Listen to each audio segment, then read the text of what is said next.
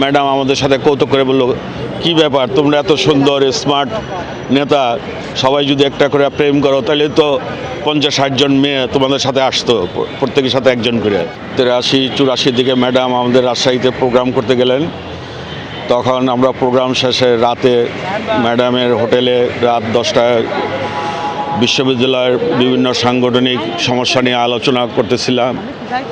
তখন আমাদের দেখে ম্যাডাম বললো যে তোমাদের মধ্যে এত মেয়ে কেন কম, মাত্র 3টা মেয়ে ছিল, আর আমরা প্রায় রিজভী আহমেদ সহ হারুনুর রশিদ হারুন, তারপরে পাপিয়া তখন ফার্স্ট ইয়ারে ভর্তি ছিল, এরকম 3 জন মেয়ে ছিল।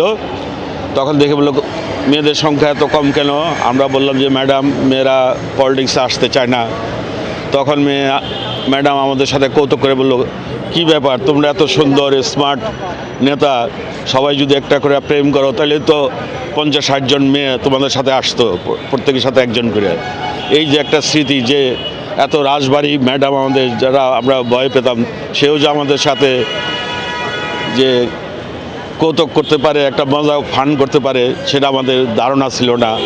এই জন্য ম্যাডামের স্মৃতি এখন, সেই স্মৃতি এখনও জল করে ভাসে আমাদের সামনে। আমরা ম্যাডামের রুহের মাগফিরাত কামনা করতেছি। তার স্মৃতিচারণের উপলক্ষে আজকে আল্লাহ তাকে জান্নাতুল ফেরদৌস দান করুন। এই আর কি, স্মৃতি অনেক আছে, কিন্তু এই সংক্ষিপ্ত সময়ে এই স্মৃতি বলা সম্ভব না। তার সাথে আমি বন্যা তো গেছিলাম, 88 যে ভয়াবহ বন্যা ছিল, তার গাড়িতে আমি সফর সঙ্গী ছিল। আমি, আমাদের বর্তমান সিনিয়র যুগ্ম মহাসচিব রিজভী ভাই ছিলেন সেই গাড়িতে। ম্যাডামের সাথে লালবাগ, কামরাঙ্গীরচর, সেই বন্যা দুর্গত এলাকায় গেছিলাম।